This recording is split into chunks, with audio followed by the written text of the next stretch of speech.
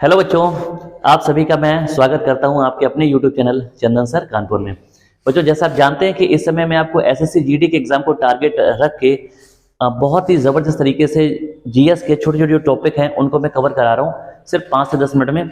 और आपको मैं बता दूं कि जो टॉपिक हैं ये एसएससी जीडी के अलावा बाकी सभी एग्जाम में भी काफ़ी इंपॉर्टेंट हो सकते हैं। तो आज बच्चों जो मैं टॉपिक आपको पढ़ाने वाला हूं अगले कुछ ही मिनट में ये टॉपिक कवर हो जाएगा और छोटा सा टॉपिक है और वो है, यहाँ पे आप बोर्ड पे देख सकते हैं, बैंकिंग हिस्ट्री यानी कि बैंक का इतिहास। और ये टॉपिक अगर हम बात करेंगे इकोनॉमी सब्जेक्ट का टॉपिक है और इकोनॉमिक्स में ये किसी भी पेपर में पूछा जाता है। बैंकिंग के इतिहास की बात करेंगे तो मैं आपको आज बताऊंगा, जैसे अगर मैं पिछले कुछ सालों के पेपर को रिव्यू करूं तो एसएससी जीडी में एक बार क्वेश्चन पूछा जा चुका है कि सन 1955 से पहले, सन 1955 के बाद, ठीक है, 1955 के बाद इंपीरियल बैंक ऑफ इंडिया जो था उसको किस नाम से जाना जाता रहा है। ठीक है, तो इस तरह के कुछ क्वेश्चन पेपर में पूछ सकते हैं कभी भी, या हो सकता है ऐसे पूछ दें कि 1921 से पहले इंपीरियल बैंक ऑफ इंडिया को क्या कहा जाता था। तो ऐसे कुछ क्वेश्चन है, लेकिन आपको अभी ऐसे समझ में नहीं आएगा, तो इसके लिए मैं पूरा सीक्वेंस से आपको पढ़ाऊंगा। ठीक है बच्चों, तो आइए सबसे पहले शुरू करते हैं कि आखिर बैंकिंग की शुरुआत कैसे हुई।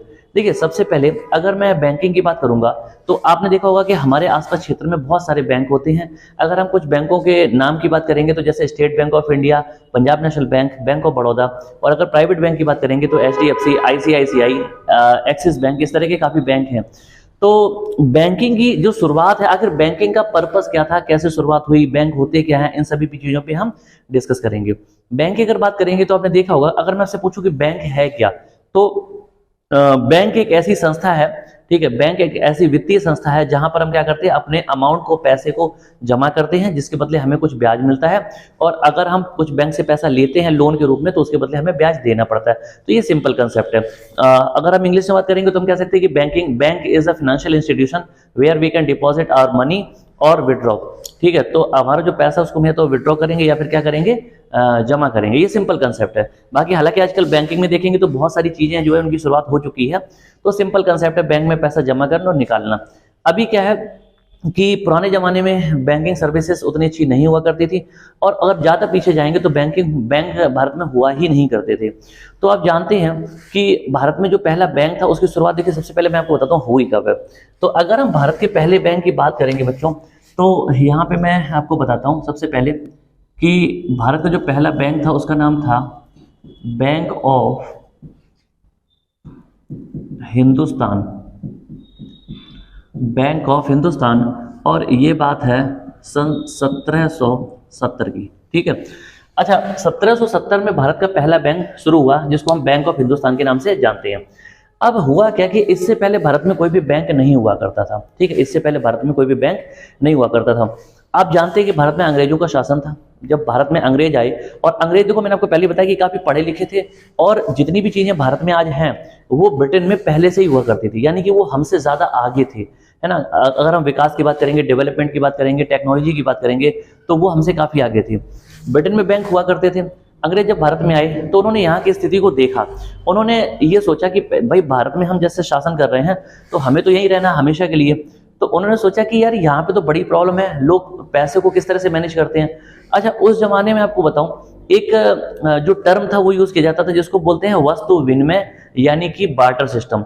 तो अगर हम वस्तु विनिमय या बार्टर सिस्टम की बात करेंगे तो इसका मतलब बच्चे क्या होता है, इसका मतलब वस्तुओं का आदान प्रदान करना। ठीक है, आपने अभी भी आज की डेट में भी गांव के एरिया में, रूरल एरिया में देखा होगा कि कई बार अगर कोई व्यक्ति कुछ सामान बेचने के लिए आता है तो हम लोग क्या करते हैं कि उससे सामान लेते हैं और उसके बदले में गांव में उसे पैसे ना देकर कुछ ना कुछ चीज दे देते हैं, कुछ ना कोई वस्तु दे देते हैं। जैसे फॉर एग्जांपल, जैसे मान लो कि आइसक्रीम वाला आता है ना, गांव में क्या होता है कि आइसक्रीम वाला आया और उसने, छोटे छोटे बच्चे थे गांव में तो उन्होंने आइसक्रीम ले ली। अब समस्या ये है कि गांव के लोगों के पास कई बार जो प्योर खेती किसानी से जुड़े हुए लोग हैं तो उनके पास कई बार क्या होता है कि पैसे नहीं होते कैश में, है ना।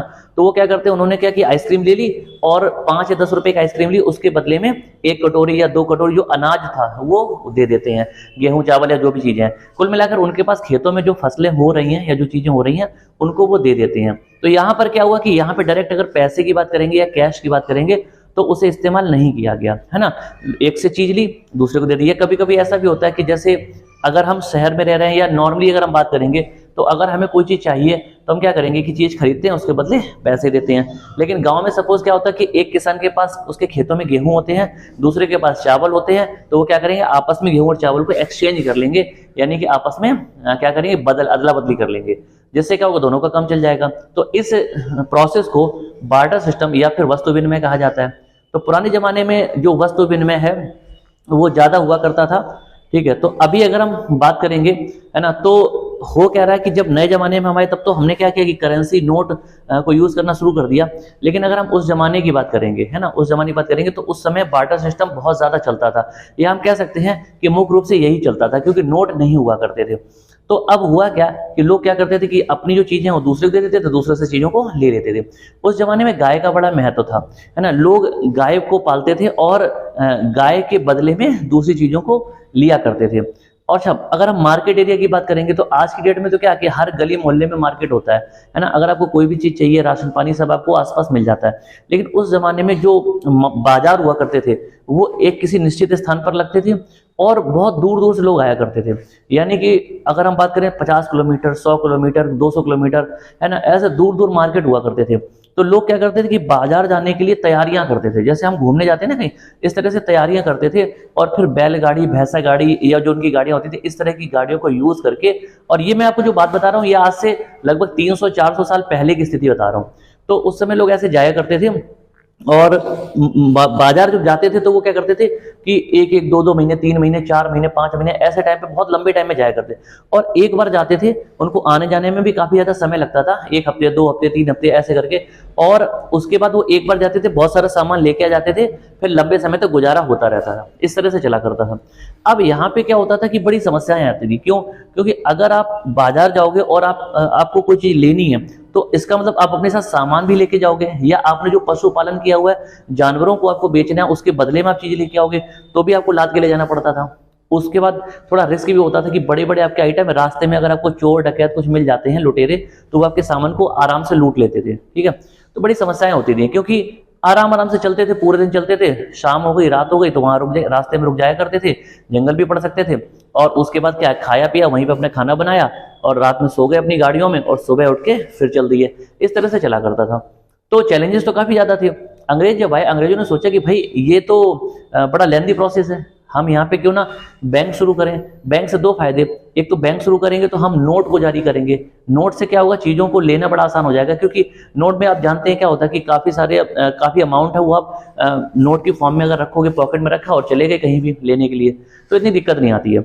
दूसरा कि अगर बहुत सारा पैसा आपके खाते में रहेगा, अकाउंट में रहेगा, तो इससे क्या होगा कि आपको हेल्प भी मिल जाएगी चीजों को लेने में। और दूसरा, अंग्रेज जो थे, यानी कि जो सरकार थी, है ना, उनको भी मदद मिलेगी। वो क्या करेंगे, जब आप पैसा जमा करोगे तो उस पैसे का वो यूज कर सकते हैं, यानी कि जनता के पैसे का इस्तेमाल कर सकते हैं। तो अंग्रेजों ने ये सोच के साथ क्या किया कि बैंकिंग की शुरुआत की। अंग्रेजों ने क्या किया, पहला जो बैंक भारत में खोला उसका नाम था bank of Hindustan. Bank of Hindustan जो था ये अंग्रेजों ने ही शुरू किया था, और सन 1770 की बात है। हुआ क्या कि बैंक कुछ दिन चला और उसके बाद ये बंद हो गया, ठीक है। बंद क्यों हुआ? क्योंकि देखो, लोगों के मन में एक डर था, इससे पहले वो बैंकिंग सर्विसेज के बारे में नहीं जानते थे। उनको ये डर था कहीं ऐसा ना कि वो पैसा जमा करें, उनका पैसा सारा अंग्रेज हड़प कर जाए, खा लें, ठीक है। और बेचारे कहाँ जाएंगे, ये भी समस्या थी। दूसरा क्या था कि अंग्रेजों ने क्या किया कि करेंसी नोट जारी किए। और एक छोटा सा एग्जांपल है, सपोज अंग्रेजों ने 1 लाख रुपए जारी किए, है ना, 1 लाख रुपए के नोट छापे, और अंग्रेजों ने 1 महीने के बाद जब कैलकुलेशन की या पैसा देखा कि मेरा पैसा मार्केट में कितना आया, तो पता लगा कि अंग्रेजों ने 1 लाख रुपए जारी किया था, 2 लाख रुपए के नोट वापस आ गए। ऐसा क्यों? क्योंकि उस जमाने में जो नोट होते थे बड़े ही साधारण पेपर पे होते थे, और भारतीय हैं कुछ ऐसे इंडियंस हैं जो बड़े जुगाड़ी होते हैं। उन्होंने क्या किया, उन्होंने घर पे नोट की छपाई शुरू कर दी। भाई इतनी हाईटेक मशीनें नहीं होती थी ना टेक्नोलॉजी थी, तो कुछ लोगों ने क्या किया कि जैसे नोट अंग्रेज छापते थे, कुछ उसी तरह के नोट घर पे छपाई शुरू कर दी। और इस तरह से क्या हुआ कि फर्जी नोट, जाली नोट बहुत सारे आ गए। अंग्रेजों का पूरा जो प्लान था वो फेल हो गया, सारा धराशायी हो गया। अब क्या हुआ कि वो बैंक फाइनली बंद हो गया, अंग्रेजों को बंद करना पड़ा क्योंकि वो चला नहीं, फेल हो गया। जब फेल हो गया तो फिर इस तरह से कुछ टाइम आगे बढ़ा। अब जब ऐसा हुआ तो फिर क्या हुआ कि अंग्रेजों ने फिर से सोचा कि भैया एक बार चलो फेल हो गया, कोई बात नहीं, एक नई प्लानिंग के साथ आते हैं और दोबारा से हम शुरुआत करते हैं। तो जब दोबारा से अंग्रेजों ने फिर बैंक खोला, तो इसके बाद अंग्रेजों ने एक बैंक शुरू किया, और उस बैंक का नाम था बैंक ऑफ बंगाल, ठीक है, बैंक ऑफ बंगाल। ये बैंक जो शुरू किया गया था ये सन 1806 ईस्वी में किया गया था। और इसके बाद अंग्रेजों ने क्या किया, फिर एक और बैंक खोला।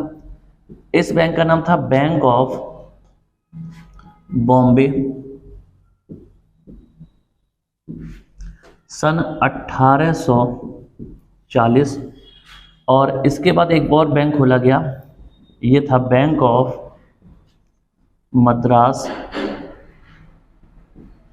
और बैंक ऑफ मद्रास जो था ये आपका सन 1843 में। ठीक है बच्चों, तो अब देखो क्या हुआ कि अंग्रेजों ने जब सबसे पहले भारत में बैंक ऑफ हिंदुस्तान की स्थापना की 1770 में, तो ये बैंक फेल हो गया।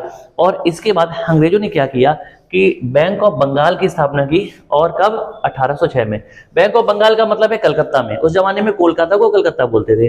बैंक ऑफ बॉम्बे जिसे हम मुंबई कहते हैं इस समय, है ना, वो 1840 में। और बैंक ऑफ मद्रास जिसे हम चेन्नई कहते हैं 1843 में। ठीक है, अंग्रेजों ने क्या किया, 3 बैंक स्थापित किए, तीनों बैंक चलने लगे। ठीक है, चलते रहे। अब अंग्रेजों ने ये सोचा कि देखो उस जमाने में आप जानते हैं इंटरनेट हुआ नहीं करता था, है ना, इंटरनेट और कंप्यूटर वगैरह होते नहीं थे, तो जो काम है वो मैनुअली होता था, है ना। और मैनुअली अगर काम होगा, हम नॉर्मली लिखा पढ़ी पेपर पे करेंगे तो बहुत टाइम भी लगेगा, तो इतना ज़्यादा विस्तार नहीं था। अब अंग्रेजों ने सोचा कि बैंक तो खोल दिए हैं और ये तीनों बैंक अपने अपने क्षेत्र में काम कर रहे थे।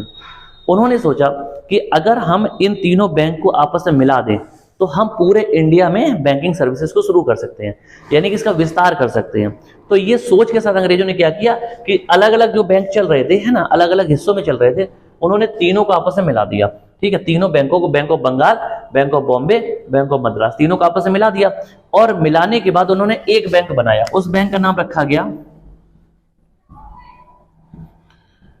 Imperial bank of India. Imperial bank of India, और ये बात है सन 1921 की। ठीक है बच्चों, अब देखो क्या हुआ कि यहां पे, ठीक है, तो ये तीनों बैंकों को मिला के bank of Bengal, bank of Bombay, bank of Madras, ठीक है, इन तीनों बैंकों को मिला के एक बैंक बनाया गया जिसका नाम रखा गया इंपीरियल बैंक ऑफ इंडिया। ठीक है, और ये कब की बात है? 1921 की। ठीक है, पर्पस क्या था? पर्पस ये था, देखो फिर से समझो, मैंने एक चीज और बता दूं कि बैंक ऑफ हिंदुस्तान तो 1770 में बना था, लेकिन वो खत्म हो गया, फेल हो गया, बंद हो गया था। ठीक है, फिर bank of Bengal, bank of Bombay और बैंक ऑफ मद्रास, ये 3 बैंक बनाए गए। अच्छा, बैंक ऑफ बॉम्बे और बैंक ऑफ मद्रास को बैंक ऑफ बंगाल में मिला दिया, तो मिलाने से क्या हुआ, तीनों बैंक का बदला हुआ रूप था इंपीरियल बैंक ऑफ इंडिया। अब इंपीरियल बैंक ऑफ इंडिया जो था, उसके पीछे बनाने का जो रीजन था, है ना, वो ये था कि बैंकिंग सर्विसेज को पूरे इंडिया में पहुंचाया जाए, है ना, जिससे क्या होगा, पब्लिक को भी फायदा होगा, सरकार को भी फायदा होगा, इस सोच के साथ। ठीक है, तो अब क्या हुआ कि इंपीरियल बैंक ऑफ इंडिया बन गया 1921 में। जब समय और बदला, देश आजादी की ओर बढ़ा और देश हमारा 1947 में आजाद हो गया। जब आजाद हो गया बच्चे, तो उसके बाद क्या हुआ कि भारत सरकार, यानी कि आजाद भारत की जो सरकार थी, उसने इंपीरियल बैंक ऑफ इंडिया का नाम बदलकर कर दिया बैंक ऑफ, थोड़ा सा मैं एक बार दोबारा से लिख देता हूं, इसका जो नाम कर दिया था वो कर दिया स्टेट बैंक ऑफ इंडिया। ठीक है, स्टेट बैंक ऑफ इंडिया। और ये बात है सन 1 जुलाई सन 1955 की। ठीक है, अच्छा, इसे ही हम एसबीआई के नाम से जानते हैं, तो ये बात सब लोग जानते हैं। ठीक है, अभी बच्चों बात समझना मेरी, मैं क्या बताने वाला हूं। देखो, भारत में जैसे state bank of India Bharat का इस समय सबसे बड़ा बैंक है, आप सब लोग जानते हैं ना, आप में से ज्यादा लोग अकाउंट भी होंगे। स्टेट बैंक ऑफ इंडिया की जो शुरुआत हुई है वास्तव में ये 1806 से हुई है। ठीक है, 1806 में बैंक ऑफ बंगाल बना था और बैंक ऑफ बंगाल में बैंक ऑफ बॉम्बे और बैंक ऑफ मद्रास को मिला दिया गया और इसके बाद इसका नाम पड़ गया था क्या, इंपीरियल बैंक ऑफ इंडिया। ठीक है, इंपीरियल बैंक ऑफ इंडिया जो बना है, इसी का नाम बदलकर 1 जुलाई 1955 को क्या रख दिया गया, स्टेट बैंक ऑफ इंडिया, यानी कि एसबीआई। ठीक है ना, तो एसबीआई जो है, जो भारत का इस समय सबसे बड़ा बैंक है, वो एसबीआई के नाम से जो जाना जाता है वो 1 जुलाई 1955 से जाना जाता है। ठीक है, स्टेट बैंक जो है, कभी कभी आप देखते हैं कि कभी स्टेट बैंक का स्थापना दिवस मनाया जाता है, तो उसका एसबीआई डे जो होता है, यानी कि स्थापना दिवस होता है, वो 1 जुलाई को मनाते हैं, 1 जुलाई 1955 को। तो एसबीआई जो नाम पड़ा वो 1 जुलाई 1955 को पड़ा था, लेकिन एसबीआई की कहानी बहुत पुरानी है, ठीक है। ये इसका पुराना नाम क्या था? Imperial bank of India. और इंपीरियल बैंक ऑफ इंडिया का पुराना नाम क्या था? तो हम कहेंगे बैंक ऑफ बंगाल, क्योंकि बैंक ऑफ बंगाल मेन था, इसमें बैंक ऑफ बॉम्बे और बैंक ऑफ मद्रास को मिला दिया गया था। ये बात बच्चों समझ में आ गई, ठीक है। तो अब क्या हुआ कि यहाँ पे इस तरह से ये इतिहास था, और स्टेट बैंक अभी भी चल रहा है, आप लोग सब लोग जानते हैं, ठीक है। तो क्या मैंने क्या बताया कि बैंक ऑफ हिंदुस्तान भारत का पहला बैंक था, यहाँ से शुरुआत हुई थी, और इस तरह से स्टेट बैंक स्थापित कर दिया गया। तो देखो स्टेट बैंक स्थापित कर दिया गया। अब स्टेट बैंक और बाकी बैंकों में अंतर क्या है मैं आपको बताऊं। देखो अगर हम सरकारी बैंकों की बात करेंगे तो बच्चों अगर मैं आपसे ये पूछूं कि हमारे देश में इस समय सरकारी बैंक कितने हैं, तो आपके आंसर होंगे अलग अलग कि सर 6 हैं, 12 हैं, 14 हैं, 15 ऐसे करके, ठीक है। लेकिन आपको एक बात बता दूं अंदर की कि भारत में वास्तव में सरकारी बैंक सिर्फ एक ही है, और वो है स्टेट बैंक ऑफ इंडिया, यानी कि एसबीआई। अब ऐसा कैसे? देखो एसबीआई जो है ना, कभी भी आप देख लेना कि अगर आप कभी एसबीआई में आपका अकाउंट है, एसबीआई से आप लोन लेते हो, कोई भी सर्विस यूज कर रहे हो, तो बाकी बैंकों के अपेक्षा एसबीआई में आपको फायदा ज्यादा मिलेगा, पहली बात। दूसरा कि अगर आप बैंक में नौकरी करते हैं, सरकारी नौकरी आपकी लग गई है, तो स्टेट बैंक में जिसकी नौकरी लगेगी है ना, उसकी सैलरी और उसके जो बेनिफिट हैं, जो भत्ते हैं, अलाउंसेस हैं, वो ज्यादा रहते हैं, बाकी बैंकों में थोड़े से कम रहते हैं। ऐसा क्यों? क्योंकि स्टेट बैंक भारत में पूरी तरह से सरकारी बैंक है, और बाकी जितने भी बैंक हैं जैसे Punjab national bank, bank of Baroda, है ना, इस तरह के जो बैंक हैं, ये सरकारी नहीं है बल्कि कैसे नेशनलाइज बैंक है, यानी कि राष्ट्रीयकृत बैंक है।